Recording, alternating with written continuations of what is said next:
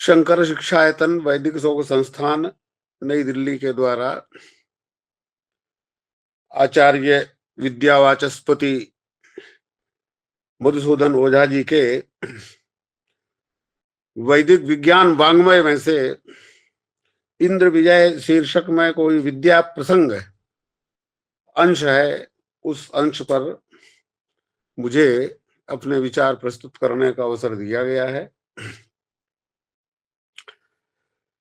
इस प्रकरण का आरंभ करते हुए आचार्य ने सर्वप्रथम लिखा है कि भारतवर्ष गुरुत्वम पुरा युगे विश्वविख्यातम आसीत् तत्र च हेतु विद्यैवासीत् विशेषेण।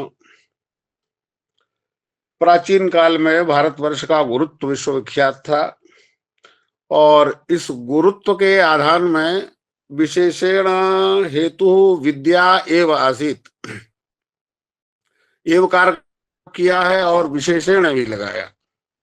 अत्यंत दार्ढ्य लाने के लिए विद्या को उन्होंने सर्व प्रधान के केंद्र में स्थापित किया। हम सभी जानते हैं, विशेष रूप से हम संस्कृत शास्त्रों के विद्यार्थी अच्छी तरह से जानते हैं कि ज्ञान और विज्ञान दोनों ही क्षेत्रों में हमारी जो आर्ष परंपरा है और साक्षात ईश्वर द्वारा प्रदत्त जो वेद विद्या है, उस विद्या से प्रादुर्भूत अनेक विद्याएं अनादिकाल से इस पूरे भूमंडल पर भारतवर्ष के गुरुत्व को, प्रभुत्व को स्थापित की हुई हैं। ये विद्याएं वस्तुतः पूरे जगत के संपूर्ण सृष्टि के कल्याण के लिए हमारे ऋषि महर्षियों ने कालानुसार विस्तृत की हैं। ये कोई भावना नहीं थी कि हम पूरे विश्व पर शासन करें इन विद्याओं के बल पर, या कि भारतीयेतर जो अन्य मानव है उनको अपने वश में करें, ऐसा कोई संकल्प नहीं था। इसमें पूरी सृष्टि के कल्याण की कामना से इन विद्याओं का दर्शन किया है। विद्याएं तो नित्य हैं और जैसे जैसे ऋषि महर्षियों को आवश्यकता हुई इन विद्याओं का दर्शन करके और उनकी सिद्धियां करके उनको जगत में प्रचारित प्रसारित किया। दो विद्वानों ने आगम निगम में, पटेल जी ने बहुत अच्छे विचार रखे, यद्यपि संक्षेप में ही थे, किंतु बहुत ही ज्ञानवर्धन किया। और सतीश कुमार जी ने भी बहुत कुछ नए विद्या के क्षेत्रों से परिचित कराया। कुछ तो हम लोग पढ़ते आए हैं और किंतु व्यवस्थित ढंग से इन्होंने कई विद्याओं की चर्चा की। आइए प्रकृति में आए, पहले मूल को थोड़ा देखा जाए, फिर मैं विशेष रूप से जो दिव्या विद्या है, दिव्या विद्या पर विशेष रूप से मैं अपना बोलना चाहूंगा। आचार्य ने सर्वप्रथम विद्याओं के दो भेद किए हैं, प्राकृत विद्या और दिव्या विद्या।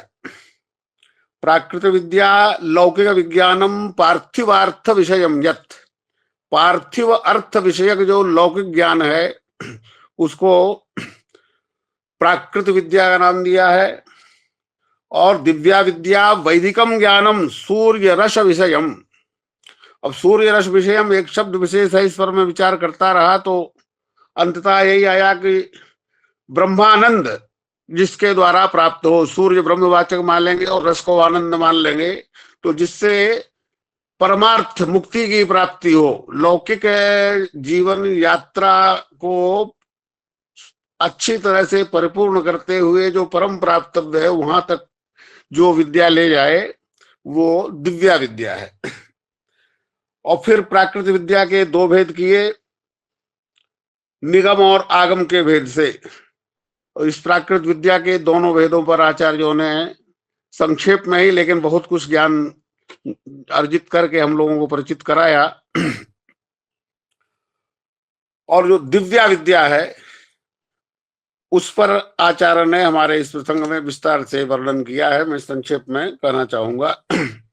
इसके पूर्व आचार्य ने नीति और धर्म का संकेत किया। विद्याओं के प्रसंग में ही एक कारिका आई, लौकिक सिद्धे अक्षति मार्ग कृप्तस्तु नीति स्यात्, वैदिक सिद्धे अक्षति मार्ग दृष्टस्तु धर्म स्यात्।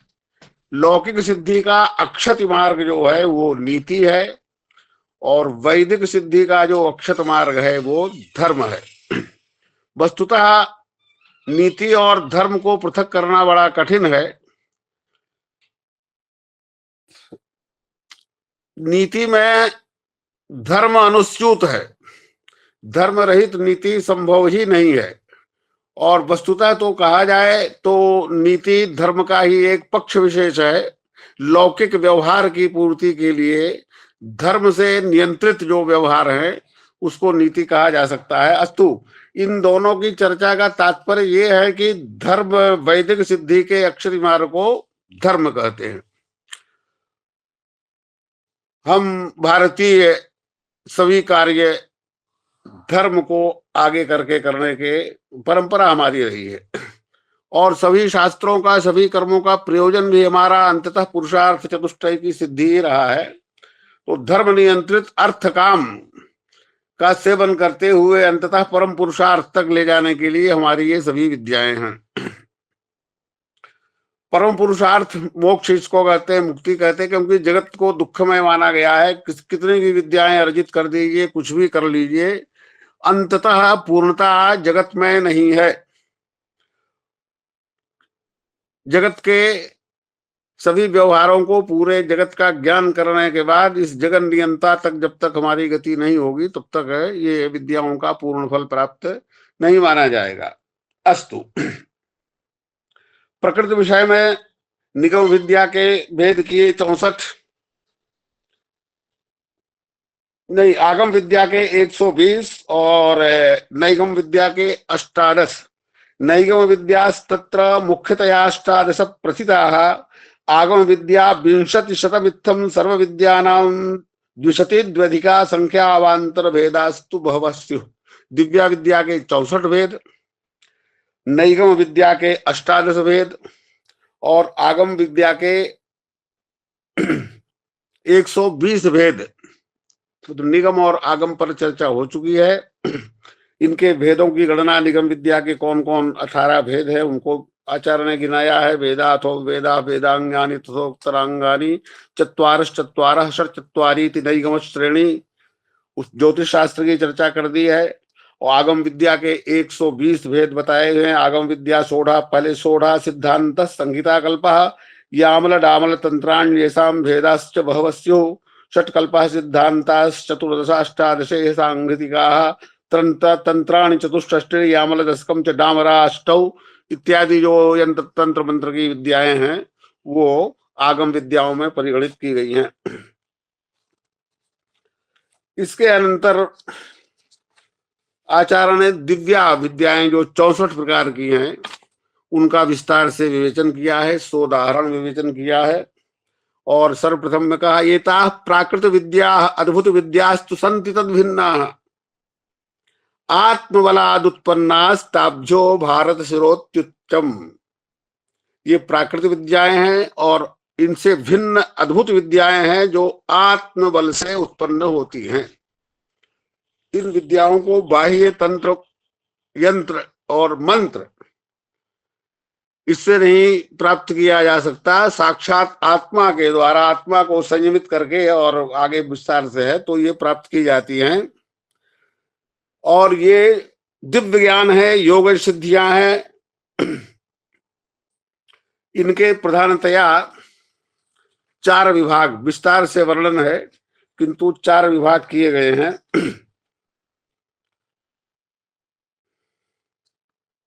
आत्मबलम तनमानसमेतद्भेदा अनेकधा दृष्टाः, शीर्षो बलम यदर्जित मुद्दीपेति दैवितैर्यदि तत्, आत्मबलम तद्दैविकम अस्य च बहवः स्मृताः भेदाः, यज्ञबलम यदात्मनि तद्यदि यज्ञात् प्रदीपितं भवति, आत्मबलम तद्याज्ञिकम् एतद्भेदाश्च बहवः स्युः, शिल्पकला विज्ञानं शिक्षा प्राप्तं यदुद्यमातिशयात्, व्यवसायाद्यवसायैर्दीपेते भौतिकं तत्स्यात्, मानस दैविक याज्ञिक लौकिक भेदात् चतुर्विधा विद्याः।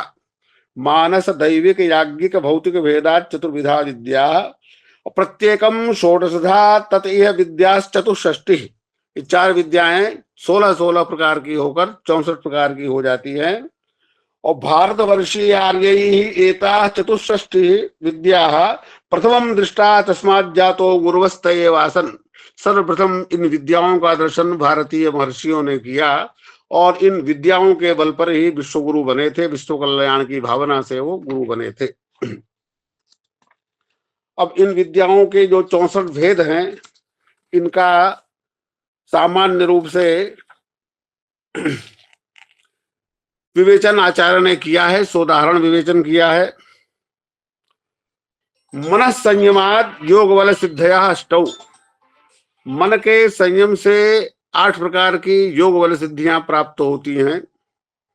ये सिद्धियां हैं अणिमा महिमा चैव गरिमा लघिमा तथा प्राप्ति प्राकाम्यवेशित्वम वशित्वम चाष्ट सिद्धया। जो हम लोगों ने अमरकोश में पढ़ा था वही अष्ट सिद्धियां हैं। इनके उपार्जन के लिए, इनके अधिगमन के लिए, इनकी सिद्धि के लिए अंतः क्रियाओं की आवश्यकता है, बाह्य क्रियाओं से ये साध्य नहीं है। उसमें सर्वप्रथम है अणिमा, अणुता, ह्रस्व कायता। विशाल काय व्यक्ति भी संकल्प मात्र से तत्क्षण ही अवयवों का अपचय हो जाने से मशकादिवत क्षुद्र शरीर हो जाता है। उदाहरण है हनुमान जी का है। समुद्र लंघन काल में विशाल काय सुरसा के द्वारा जब हनुमान जी ग्रस्त किए जाने लगे तो उन्होंने मशक समान रूप कपि धरेऊ और छोटा सा रूप धर के और मुख में प्रविष्ट होके बाहर आ गए। तो हनुमान जी तो अष्ट सिद्धि के साधक हैं ही। रावण के घर में भी हनुमान जी जब गए तो सीता का अन्वेषण करने के लिए वृषदंशकवत क्षुद्र शरीरो भूत्वा प्रच्छन्नो गृहान परिशोधयामास। और लंकायाम अशोक वाटिकायाम सीता रावण संवादम श्रोतुम अति क्षुद्र शरीरो भूत्वा वृक्षांतरे प्रच्छन्ना तस्थौ। तो ये अणिमा विद्या थी। इस विद्या की सिद्धि से जैसा चाहे वैसा स्वरूप बनाया जा सकता था। महिमा, महत्ता, काय वैपुल्यम, ये क्या है? तो कोई क्षुद्र शरीर से सतो महाविशाल शरीर संपादनम। क्षुद्र शरीर भी है किंतु इस विद्या की सिद्धि यदि है तो महाशरीर का संपादन किया जा सकता है। यथा हनुमान समुद्र लंघने सुरसा मुखे प्रवेशा भावाय कायम महाविशालम चक्रे यथा वा चाक्षुष मन्वंतरे मत्स्यस्य मनोहस्त पतितस्य अति क्षुद्र शरीरस्यापि क्षणेन महाविशाल शरीरोत्पत्ति। मत्स्य पुराण भगवान के मत्स्यावतार की कथा इसका प्रमाण है। तीसरी विद्या है गरिमा, गुरुत्वम, शरीर भारवर्धनम।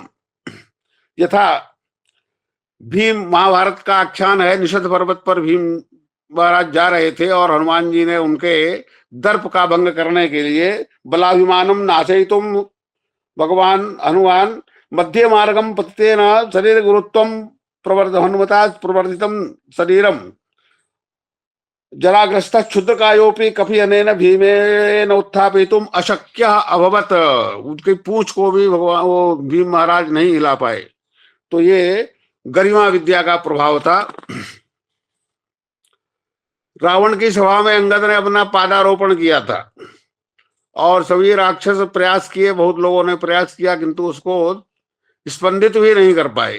तो ये अंगद जी महाराज को भी ये गरिमा विद्या सिद्ध थी। लघिमा चौथी विद्या है। गुरुतर शरीर से ईशत ईशिका तूलवत शरीर लघुकरणा द्युमानादि साधनम बिना भी आकाशे संचार। गुरुत्ववान शरीर है किंतु इस विद्या के प्रभाव से उसको सीख के समान हल्का किया जा सकता है, लघु वजमाला, और बिना विमान आदि के भी आकाश में संचार किया जा सकता है। योग सूत्र का प्रमाण दिया है। काया काशयो संबंध संयमात लघु तूल समापत्तेश्चाकाश गमनम। और हनुमान जी इसके प्रमाण है। शरीर लघुकरणाद आकाश मार्गेण पवन आधारेण समुद्रम उल्लंघे कल्लोलिनी वल्लभ उल्लंघे। और नारद जी तो इसी विद्या के बल पर सभी लोकों में भ्रमण करते थे। कभी द्वारका में उपस्थित होते थे, कभी हस्तिनापुर में, कभी ब्रह्मलोक में, कभी विष्णु लोक में और कभी इंद्र लोक में। विभीषण भी आकाश मार्ग से इसी विद्या के बल पर आए थे। लंका से रामेश्वरम। उत्तरम तीरमासाद्य खस्त एव व्यवस्थित सौवाच महाप्राज्ञ खस्त एवं विभीषण इत्यादि वचन वहां के हैं। पांचवी विद्या है प्राप्ति। एकत्र स्थितवता बहु विप्रकृष्टार्थस्य अनायासेन इंद्रियैः ग्रहणम। दिल्ली में बैठे हुए भी बनारस के लंगड़ा आमों का दर्शन आप लोग कर सकते हैं, इसकी सिद्धि कर लेंगे तो, कि जहां आप बैठे हैं वहीं बैठे रहिए और दूर देश में जहां का चाहे वहां का दृश्य अगर देखना। हालांकि आजकल ये दूरदर्शन वालों ने प्रयास किया है भौतिक साधनों से, किंतु हमारे यहाँ बिना साधन के, बिना मोबाइल के और बिना चार्जिंग के ये अपने आप संभव हो जाता था। भूमिस्था एवं अंगुल्यग्रेण चंद्रम स्पृशति। पृथ्वी पर बैठे हुए भी आप हाथ बढ़ा के चंद्रमा का स्पर्श कर सकते हैं। हाथ जल गया हो तो चंद्रमा को छुआ के उसको ठंडा करके कर सकते हैं। और पर्वताग्र में स्थित उद्यान से फलों का चयन किया जा सकता है इस विद्या से, प्राप्ति विद्या से। प्राकाम्यम,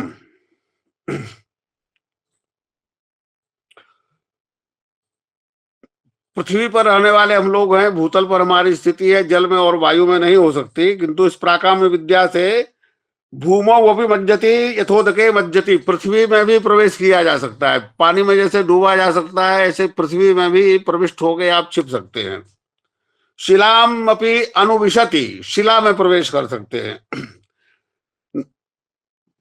पानी में उतर जाइए तो भीगेंगे नहीं। नापस्त्रिग्धा क्लेदयन्ति नाग्नि उष्णा दहति न वायु परिणामी वहति अनावरणे प्याकाशे अयम आवृत काया एव भूत्वा सिद्धानामपि अदृश्यो भवति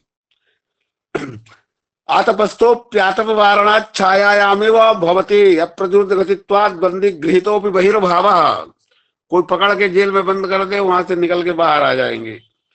और इसके उदाहरण है द्वारिकांते रविर्कपर्वते जरासंध सैनिकैः सर्वतः प्रतिरोधितस्यापि श्रीकृष्णस्य द्वारकायां प्रवेशः मथुरायां जरासंध सैनिकैः कालयवन सैनिकैश्च अवरोधितस्यापि तस्येके नाह्ना द्वारकायां नवनिर्मितायां अखिल बाल वृद्ध स्त्री निकाय संप्रापणम युद्धाय पुनः आगमनम च। भगवान तो सब विद्याओं की ज्ञाता ही है, ईश्वर ही है, तो उन्हीं के द्वारा प्रदत्त विद्या है, लेकिन उन्होंने कृष्ण अवतार में अनेक विद्याओं का प्रदर्शन किया।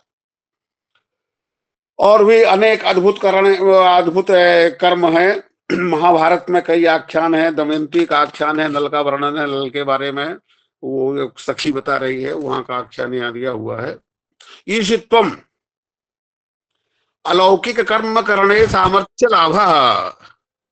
लौकिक कर्म की सीमा है, सामर्थ्य है, कहां तक कौन व्यक्ति क्या कर सकता है, सब सीमित है। एक ऐसी सीमा है, उसके बाहर आप कुछ नहीं कर सकते। किंतु इस विद्या की सिद्धि से आप अलौकिक कर्म करने में भी सामर्थ्य प्राप्त करेंगे। अणिमादीनाम शरणाम योग विभीतानाम स्वस्मिन अपरस्मिन नपि संपादनम।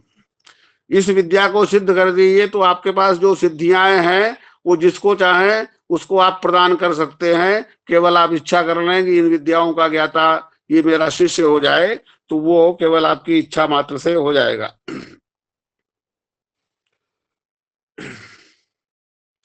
जैसे द्रोणाचल को उत्थापित करने के लिए और श्री कृष्ण भगवान ने गोवर्धन को उत्थापित करने के लिए उसमें लघिमा आपादित कर दी, और हनुमान जी भी द्रोणाचल पर्वत को हाथ में उठा के ले आए। विश्वामित्र ने त्रिशंकु राजा को जीते जी स्वर्गम प्रतिष्ठापयामास, और वशिष्ठ ने नंदिनी के खुर से सैनिकों की उत्पत्ति करके विश्वामित्र को सबक सिखाया था। द्वारका में रहते हुए भगवान ने हस्तिनापुर में स्थित द्रौपदी के चीर का संवर्धन कर दिया था। अगस्त महर्षि ने समुद्र को ही आचमित कर लिया। मनुमत्स्य जो थे वो जल प्रलय की नौका को उन्होंने अपने श्रृंग से धारण किया था। अंतर्धान होने की विद्या भी इसी ईशुत्व में ही समाहित है। योग सूत्र में कहा गया है काय रूप संयमात तदग्राह्य शक्ति स्तंभे चक्षु प्रकाशा संप्रयोगे अंतर्धानम। और 8वीं विद्या है वशित्व। वशित्वम प्रबलस्य वशीकारः, जो प्रबल भी है उसको अपने वश में। यथा श्री कृष्णो नागम वशी चक्रे, ऋषीणाम आश्रमेषु सिंहादया हिंस्र जीवा वशीकृता अद्रोहिणा तस्थु। महर्षियों के आश्रम में सिंह और हरिण एक घाट पर पानी पीते थे, आंगन में विचरण करते थे। तो वो ट्रेनिंग से नहीं हुआ था। आजकल कुछ ट्रेनिंग देके थोड़ा सा सिखा देते हैं कुत्ता बिल्लियों को एक साथ। ये विद्या का प्रभाव था। उस विद्या के प्रभाव से सब उनका द्वेष और आप पार जो पारस्परिक वैर था वो भी समाप्त हो गया। तो इस प्रकार ये जो 8 विद्याएं हैं, अणिमा महिमा गरिमा लघिमा प्राप्ति प्राकाम्यम ईशित्वम वसित्वम, 8 सिद्धियां हैं। इनका सोदाहरण विवेचन आचार्य ने किया है। और इसके अनंतर इंद्रिय संयमाद दिव्य दृष्टि सिद्धया अष्टौ, इंद्रियों के संयम से दिव्य दृष्टि की 8 सिद्धियां होती हैं। ये भी हमारे ऋषि महर्षियों को प्राप्त थी। उसमें है अतीतानागत ज्ञानम, भूत भविष्यत ज्ञानम। क्या हो चुका है आपके सामने नहीं हुआ, किसी भी प्रमाण से आपको ज्ञात नहीं है, किंतु इस विद्या की सिद्धि अगर है, ये सिद्धि आपने की है, तो आप अतीत और अनागत दोनों का ज्ञान कर लेंगे। चिरकालातीत विषयाणाम प्रत्यक्ष विद्यमानवत ग्रहणम। वशिष्ठ जी ने दिलीप को कामधेनु ने शाप दिया था और वशिष्ठ के आश्रम में द्वितीय सर्ग का। पटेल जी, आपका इस पर अध्ययन है, बहुत अच्छा आपने व्याख्या की है इस पर। जी जी जी। तो वो दिलीप ने निवेदन किया कि संतति स्तंभ क्यों है मेरा। तो वो थोड़ी देर के लिए समाहित हुए वशिष्ठ जी, और उन्होंने देख लिया और बताया कि एक बार आप जिंद्र के यहाँ से लौट रहे थे और अपनी पत्नी का स्मरण करते हुए आपने आपने कामधेनु के साथ तस्याम साधु न आचरः, अच्छा आचरण नहीं किया, बिना परिक्रमा प्रणाम किए आप आए, इसलिए उन्होंने कहा जिसलिए जा रहे हो तुम्हारा वो कार्य पूरा नहीं होगा। तो वशिष्ठ जी ने आश्रम में बैठे हुए दिलीप को किसने शाप दिया है इसको देख लिया। वाल्मीकि मुनिश्च परोक्षम रामचरितम सर्वम यथावत ददर्श। वाल्मीकि तो राम के पहले थे और राम अवतार होने के पहले ही रामायण उन्होंने लिख दी थी। तो ये कैसे देख लिए पूरा चरित्र, इसी विद्या के अतीत अनागत ज्ञान जो इंद्रिय संयम से प्राप्त होता है। और योग सूत्र में भी कहा है धर्म लक्षणावस्था परिणामत्र संयमात अतीतानागत ज्ञानम, संस्कार साक्षात्करणात् पूर्व जाति ज्ञानम। और भगवान ने भी कहा बहुनि मे व्यतीतानि जन्मानि तव च अर्जुन तान्यहम वेद सर्वाणि न त्वं वेत्थ परंतप। तो भगवान जितने बार अवतार लिए उनको एक एक स्मरण है, और क्रमशः डेट बाय डेट क्या क्या हमने किया सब स्मरण है। महाभारत में भी अनेक इस विद्या के उदाहरण हैं।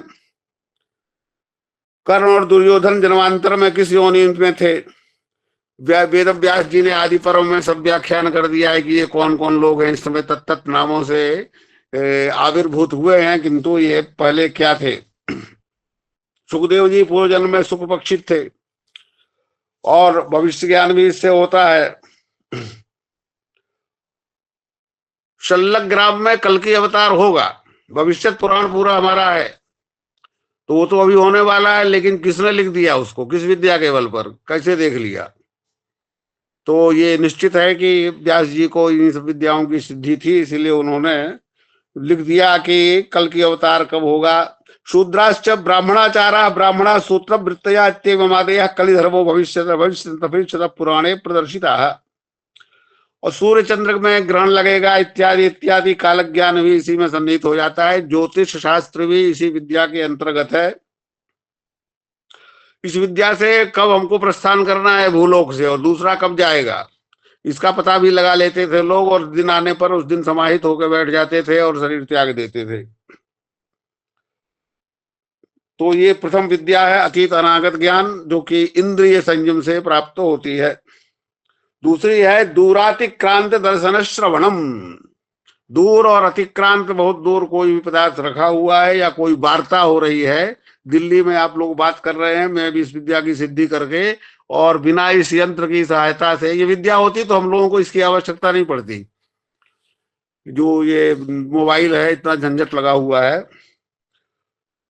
दूर परोक्ष दर्शनम, जैसे संजय ने हस्तिनापुर में रहते हुए वेद व्यास के द्वारा दत्त दृष्टि प्रभाव से कुरुक्षेत्र में जो जो हो रहा था पूरा ओवर बाई ओवर, बाल बाई बाल, फील्डिंग और कैचिंग सब कुछ बताते जा रहे थे वो।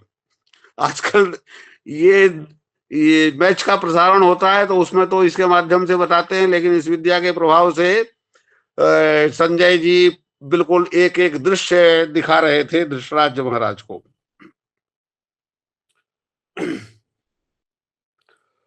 और भी अनेक उदाहरण पुराणों में और हमारी संहिताओं में।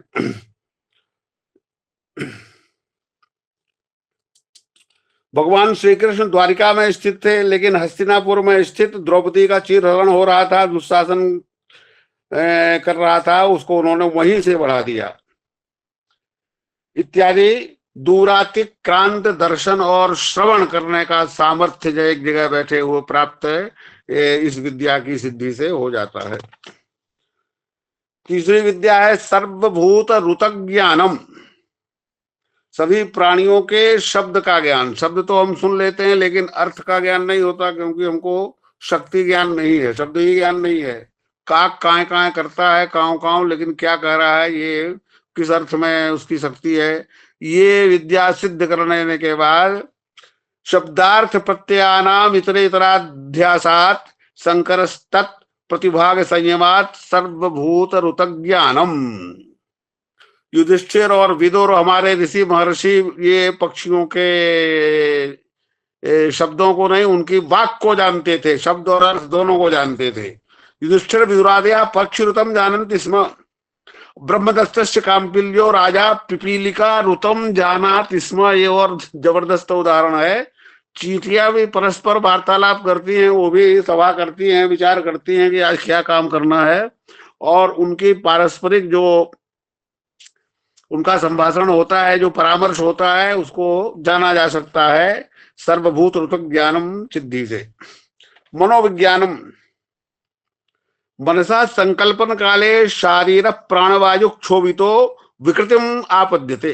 कोई क्या विचार कर रहा है दूसरा व्यक्ति, ये आप उसके संपर्क में नहीं है, फिर भी आप उसके मन की बातों को जान सकते हैं।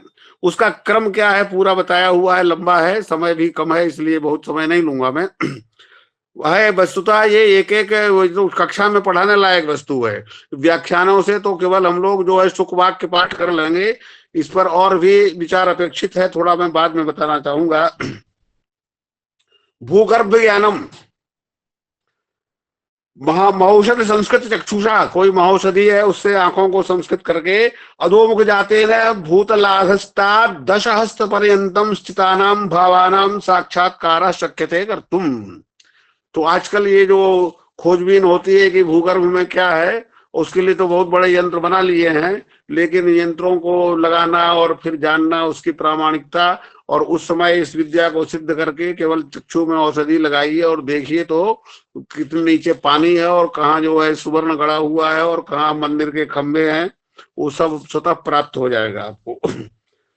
तो ये दिव्यांजन प्राधान्य तेन दैवी दृष्टि एवं अनुगृहीता भवती तत्र समादेशा। यद्यपि दिव्यांजन का भी प्रभाव है, लेकिन उस विद्या की सिद्धि के बिना वो अंजन काम नहीं करेगा ही नहीं। किसी के पास अंजन है और हम उसको किसी तरह लहा लें और अंजन लगा के सब कुछ जानने लग जाए, ये नहीं, क्योंकि आत्मबल से ये सिद्धियां होती हैं। भुवन ज्ञानम, भुवन हमारे यहाँ सब 14 भुवन विख्यात हैं। भूर्भुवः स्वः महाजनस्तपः सत्यम, अतल वितल सुतल रसातल तलातल महातल और पाताल आदि। तो ये सब वर्णन किया है, और ये भुवन ज्ञान से आप पूरे भुवनों में क्या क्या कार्यक्रम चल रहा है, कहाँ चुनाव हो रहा है और कहाँ युद्ध चल रहे हैं, सब यहीं से बैठे जान जाएंगे। औषधि प्रभाव ज्ञानम, सोम हारितकी विभीतक जंगीडा पामार्ग औषधीनाम अतुलिता प्रभावा अथर्वण संहितायाम मंत्रैः आम्नाताः।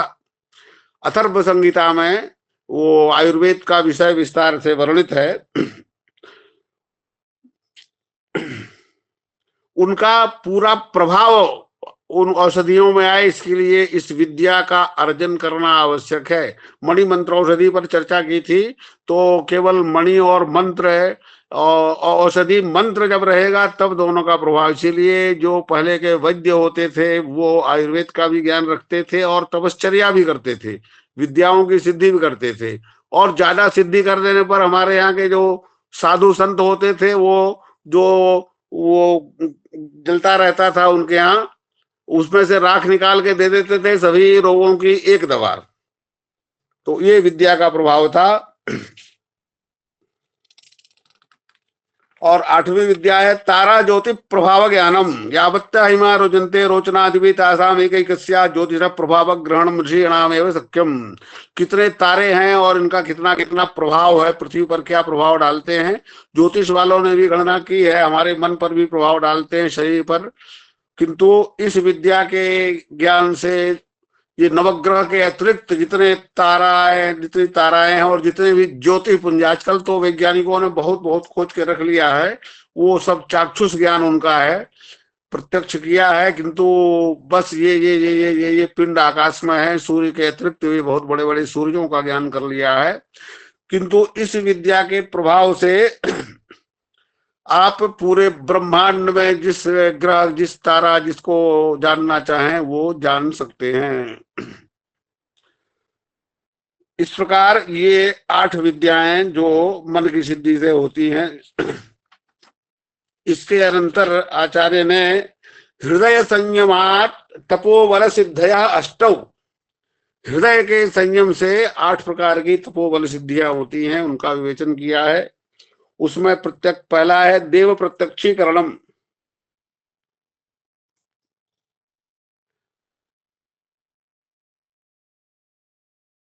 जिस देवता का ध्यान करके, ध्यान धारणा समाधि से संयम करके मन में ही आप उस देवता को आविर्भूत कर सकते हैं। प्राचीन काल में तपश्चर्या करते हुए मनुष्यों में देवता अवतरित हो जाते थे, ये हम आख्यानों में पढ़ते हैं। तो वो ये हृदय के संयम से जो तपोबल की सिद्धि थी, देव प्रत्यक्षीकरण, उससे भारद्वाज पुत्र यवक्रीता ब्राह्मणानाम अनिहिता ये वेदा प्रतिभान्विति कायमना घोरम तपस्तत्वेन्द्रम प्रत्यक्षीचकार। तविन्द्र उवाच अमार्गेऽस्मिन् विप्रसेन तुम ज्ञातुमिच्छसि किम विघातेन ते विप्रगच्छादेति गुरुर्मुखादिति इत्यादि कई उदाहरण है, लंबे लंबे हैं, उनका मैं विस्तार नहीं करूंगा। बलगा कृत्या अभिचार विद्या, ये विद्या तो अभी भी किसी न किसी रूप में थोड़ी बहुत उपलब्ध है, अभिचार कर्म करते हैं कुछ लोग।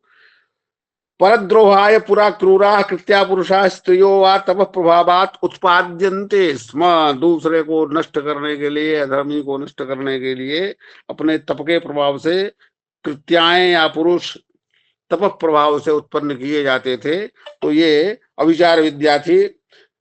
राक्षस पुरुषा स्त्रियो वा राक्षस्य तत्कालम जनिता निर्दिष्ट पुरुषस्य प्राणान अपहरन्ति स्म विभीषयन्ति स्म, उत्पन्न हुए और दूसरे के प्राण हरण कर लेते थे।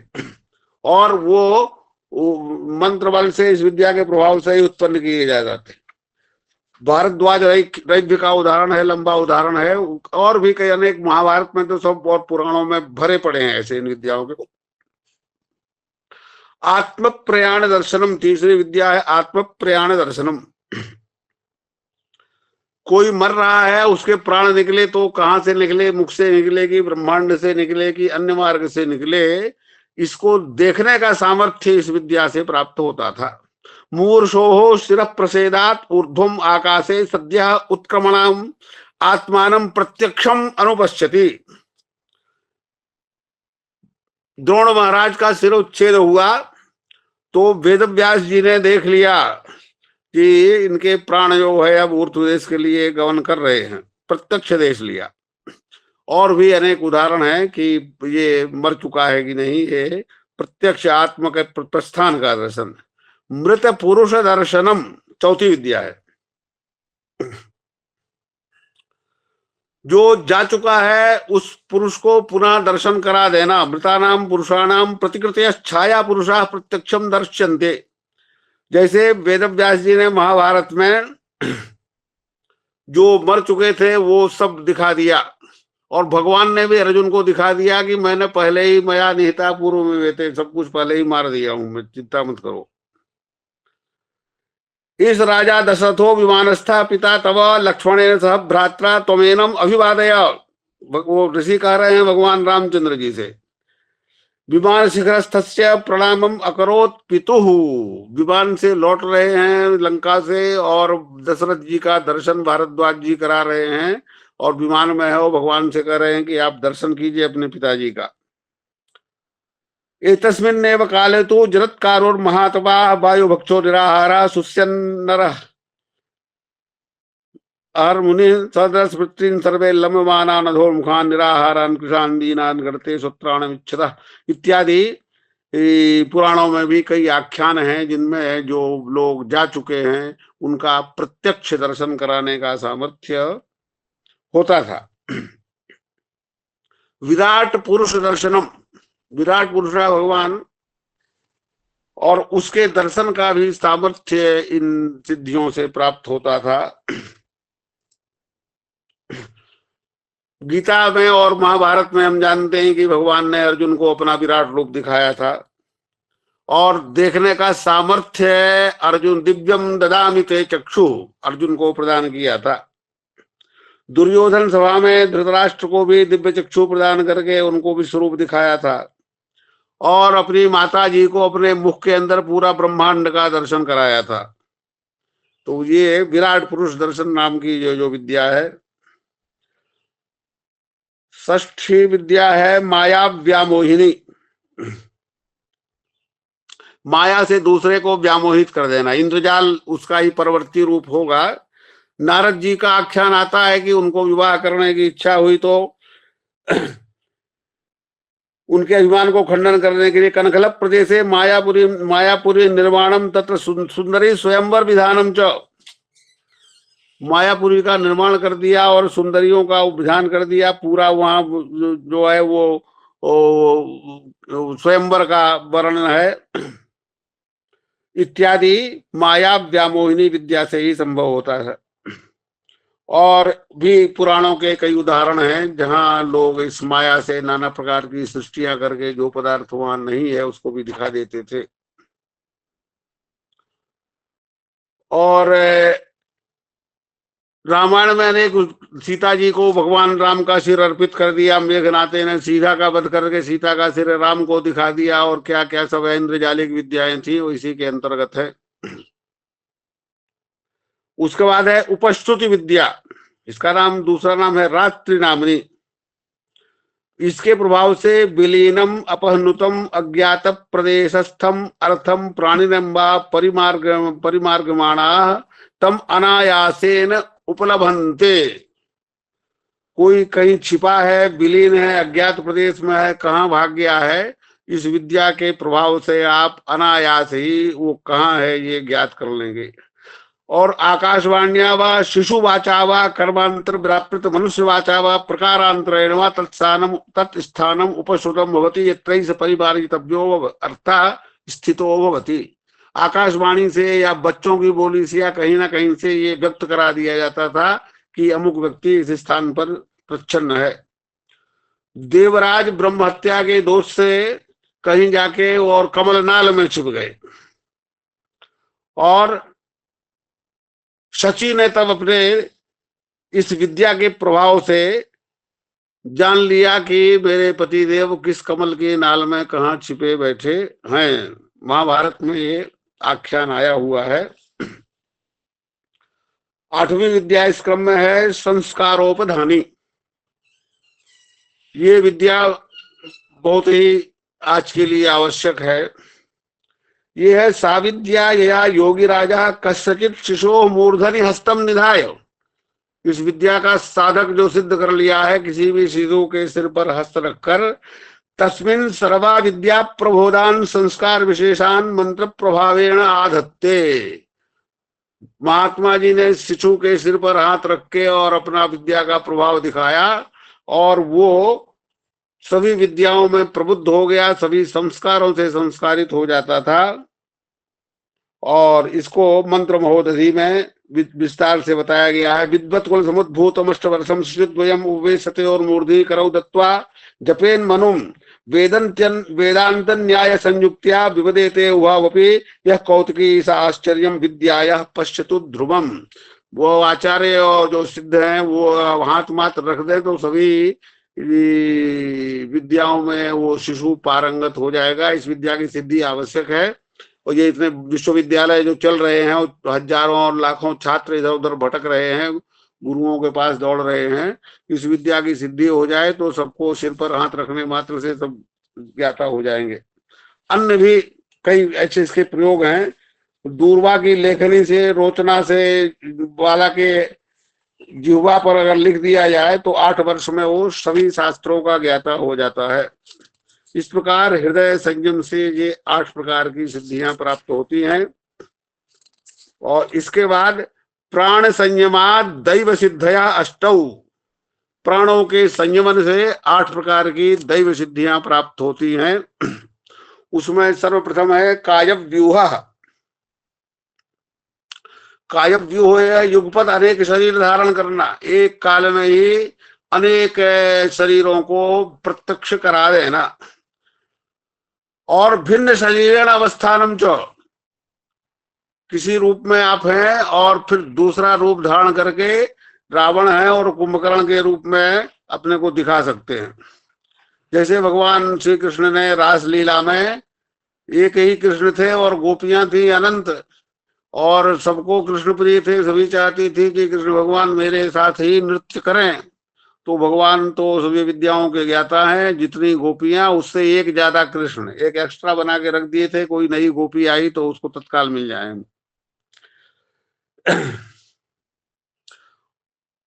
कई गोपियां शिकायत करने आती थी तो भगवान वहां भी होते थे, यहाँ भी होते थे, यहाँ से भी गायब हो जाते थे। अनेक अनेक भगवान के ऐसे मधुर चरित्र हैं जिसमें इस विद्या का प्रभाव देखा जाता है। नाम है कायव्यूह।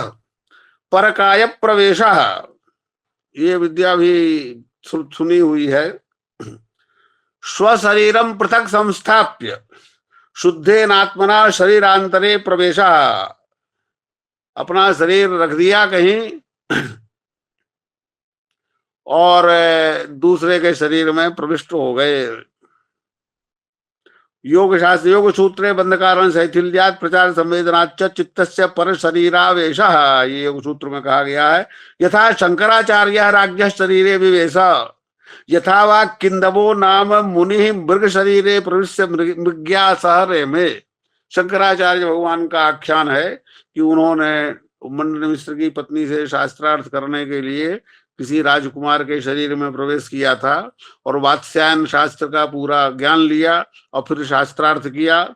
और ये महाभारत में आख्यान है आदि पर्व में। किंदम नाम के मुनि थे, वो मृग और अपनी प्रिया को मृगी बना के रमण कर रहे थे और पांडु ने उनका वध किया। वो सब कथाएं आप लोगों को ज्ञात हैं। प्राण संहारणी विद्या, प्राणों का संहरण कर लेना। वेनराग्य राजा थे, वेन राम के, उन्मार्ग में जा रहे थे, धर्म का उल्लंघन करके प्रवर्तित थे। तो महर्षियों ने कुशाघात से उनके प्राणों का अपहरण कर लिया। तलवार बंदूक गोली कुछ नहीं चलानी पड़ी, बम नहीं मारना पड़ा, कुशाघात से ही उनका हरण कर लिया। मृत संजीवनी दैवी शक्ति ही चतुर्थ विद्या है। उत्क्रांत प्राणे शरीरे पुनः प्राण संधानम, किसी के प्राण उत्क्रांत हो गए हैं, उत्क्रमण हो गया है, इस विद्या के बल से आप उसमें पुनः प्राण का संधान कर सकते हैं। पुराणों में और महाभारत के कई आख्यान है। यथाति वेगेन धावमानानां रथाश्वानां प्रत्याघातात् मृतं ब्राह्मण शिशुम जान पुरोहिता पुनः उज्जीवयामास, बृहद देवता में आया हुआ है। सांदी परिणा गुरुदक्षिणात्वेन मृतम मे पुत्रम आनय इत्युक्ता कृष्णा तत्पुत्रम स्वयं उज्जीव्य गुरवे अर्पयामास। सांदी परी को भगवान ने, वो मृत हो गए थे पुत्र, तो पुनः जीवित करके दिया था। और भी रेभ्या कृत्याम उत्पाद्य भारद्वायुस्तम यवक्रीतम मारयामास पुत्र शोक इत्यादि इत्यादि लंबा आख्यान है। हय्य कुमारा अरिष्ट ने भी तार्क्ष्य पुत्रम मृग भ्रमा जघान, और उसको भी जीवित किया गया था। पूरा आख्यान वर्णन है, लंबा है।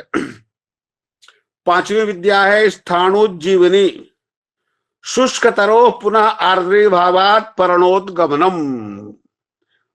वृक्ष सूख गया है, बिल्कुल सूख गया है, 2-4 साल से ठूंठ खड़ा है, और मंत्र का प्रभाव दिखाकर पुनः उसको हरा भरा कर देना। पर्णोदगमनम, पत्ते आ जाएंगे, फूल भी आ जाएंगे, फल भी आ जाएंगे।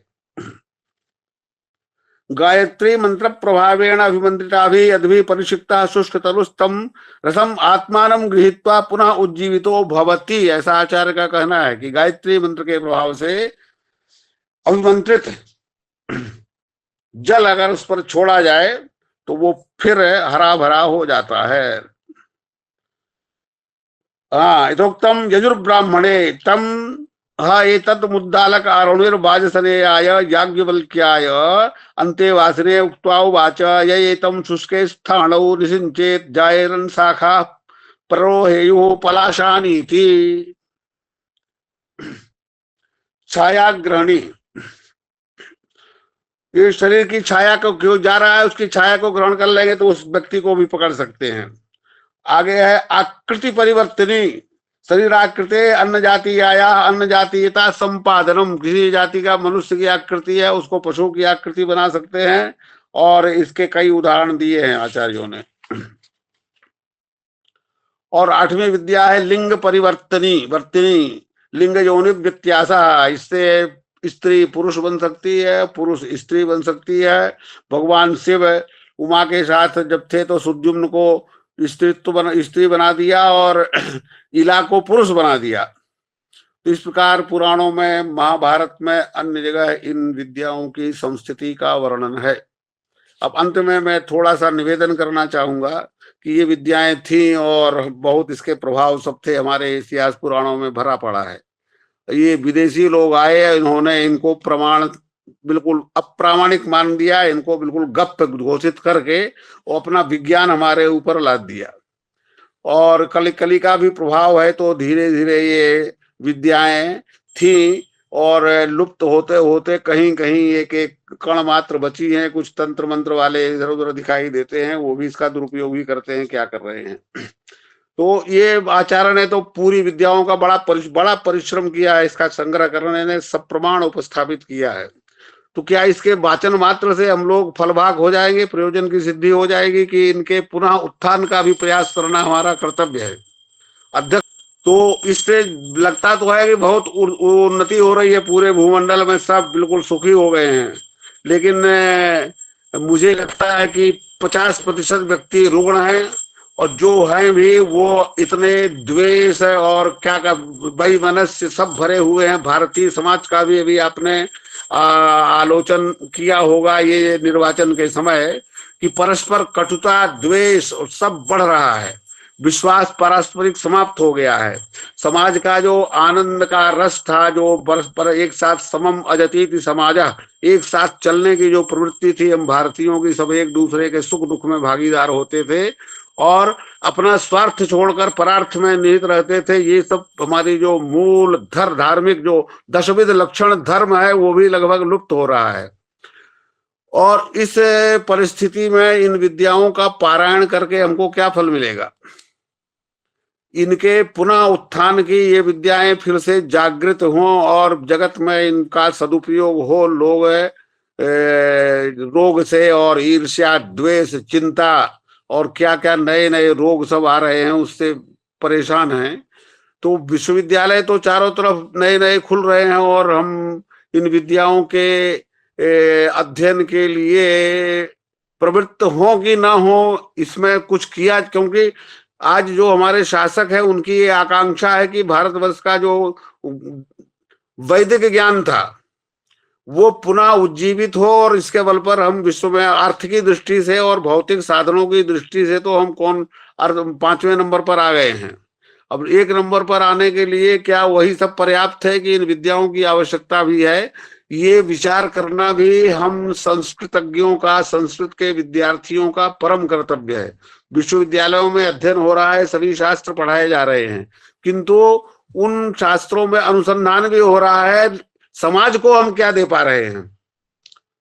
ये जो हमारा वैदिक ज्ञान है, आर्ष ज्ञान है, ऋषि महर्षियों का ज्ञान है, और जिसके बल पर हमारा समाज सुखी था, समृद्ध था, आनंदमय था, प्रेममय था, सभी सद्गुणों का यहाँ विकास प्रचार प्रसार था, एक दूसरे के प्रति लोग सद्भावना रखते थे, वो क्षीण हो रही है।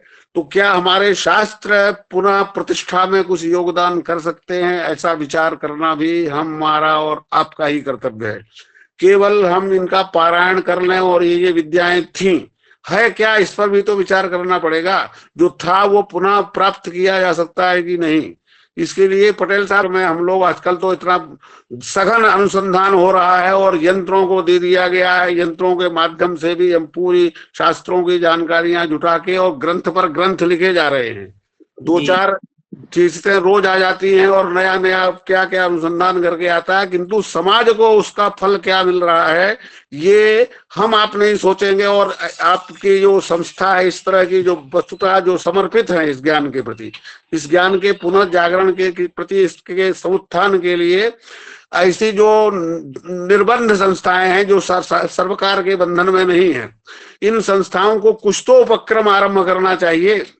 मेरी दृष्टि से इसके मूल में सभी विद्याओं का जो हम उपार्जन करते थे या सिद्धियां करते थे, उसके मूल में हमारा जो आचार विचार तप, और मूल कहा जाए तो धर्म, धर्म एक ही है, और धर्म के विपरीत जो है वो अधर्म है। ये अनंत क्या क्या सब धर्म निरपेक्ष और क्या क्या, इस पर चर्चा करना उचित नहीं है, किंतु थोड़ा संकेत करना आवश्यक है कि जो इस सृष्टि के सर्वविध कल्याण में प्रवृत्त जो भी क्रियाकलाप हैं, आचार विचार हैं, वो धर्म है और तद व्यतिरिक्त अधर्म है।